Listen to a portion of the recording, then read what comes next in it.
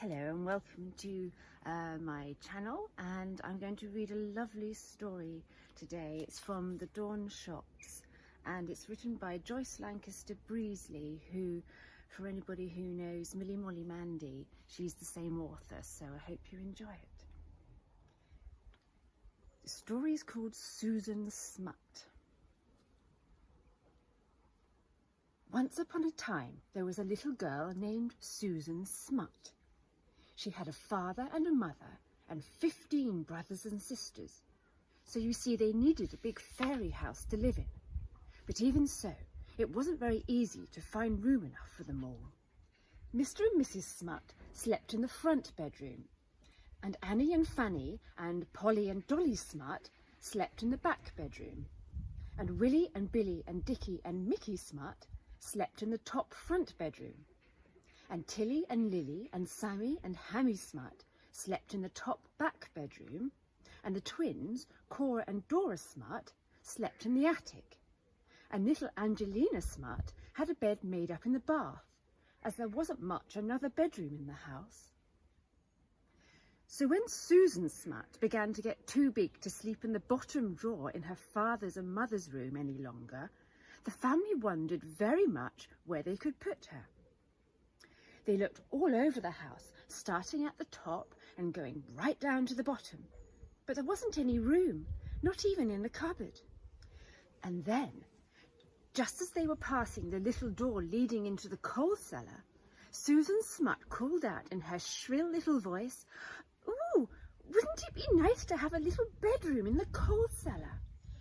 So, as they couldn't think where else to put her, Mr. and Mrs. Smutt and all the little Smutts carried the coal in a big box into the scullery, and then they cleaned out the coal cellar with brooms and mops and pails of water, and then they put in a little bed made out of wooden boxes, and a little chest of drawers made out of wooden boxes, and a little chair made out of wooden boxes, and a little round red rag rug.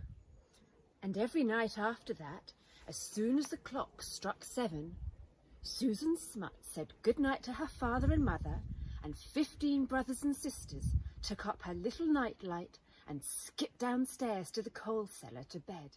Susan Smutt thought her little bedroom was the greatest fun in the world. There was a little round hole in the ceiling with an iron lid over it, where the men who go round shouting "Coal" would pour a sackful down into the coal cellar if asked, but they weren't. The lid was right in the middle of the pavement, where you must have often seen it on your outings, and when Susan Smutt was in bed, she could hear people walking over it, never thinking that they were walking on little Susan Smutt's bedroom window shutter. Sometimes Susan Smutt would put her little chair on the bed and stand on it, and push up the lid very cautiously and peep out. And if no one were about, she could, being very small, pop right out and skip up and down on the pavement in the moonlight, till she heard someone's footsteps came tramp, tramp, tramping along. Then she would pop back to the bed and shut the lid before they saw her. In the mornings, she could either walk out through her little door to join the family at breakfast, or she could climb up through the coal hole and be taken in at the front door with the milk. It was great fun. One morning, Susan Smutt was up and out very early, or perhaps the rest of the family was down late. Anyhow, she had to wait about on the doorstep to be let in. Presently, there came along the road a coal cart with a big horse walking clip-clop, clip-clop, and a big coalman calling, "Coal, any coal?" When it came opposite the next door house, the next door door opened, and the next door lady popped her head out and said, "Just put a ton of coal through the coal hole tomorrow morning, will you?" And the coalman said, "Yes, ma'am, tomorrow morning, ma'am." And the next door lady nodded pleasantly to Susan Smutt and popped her head in again and shut the next door door. When Mrs. Smutt opened their door to take in the milk, Susan Smutt walked in saying, "Good morning, mother. I'm going to watch the coalman drop a ton of coal through the next door coal hole tomorrow morning. Won't that be fun?" The very next morning, Susan Smutt woke up to hear a click-clop, click-clop coming along the road. "Oh," she said to herself, "here's the coalman coming to put the coal down the next door coal hole. I must hurry." And she hopped out of bed and pulled on her red woolen stockings. The coalman shouted, "Whoa!" and the coal cart stopped outside. Susan Smutt hurried into her clothes as fast as she could, because she did want to see the coal poured into the next door coal hole. And then, suddenly, what do you think?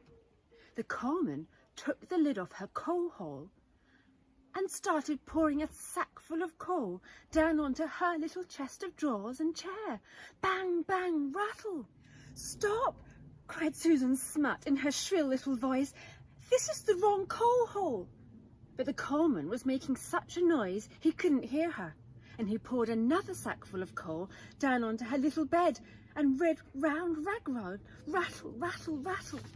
"Stop, stop!" cried Susan Smutt, scrambling into her petticoat and rubbing the dust from her eyes. But the coalman only began to pour another sackful of coal down through the coal hole. Crash, crash, clatter!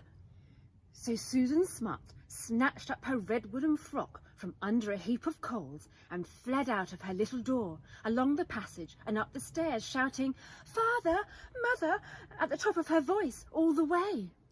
Well, Father and Mother and 15 brothers and sisters all came running out of their rooms as if they thought the house was on fire. And when they heard what was the matter, they all went outside and were very cross with the coalman for making such a mistake. And the next door lady came out and was very cross with the coalman too. And the poor coalman said he was very sorry. He was quite sure that the coal holes were so close together, he quite thought he had got the right one.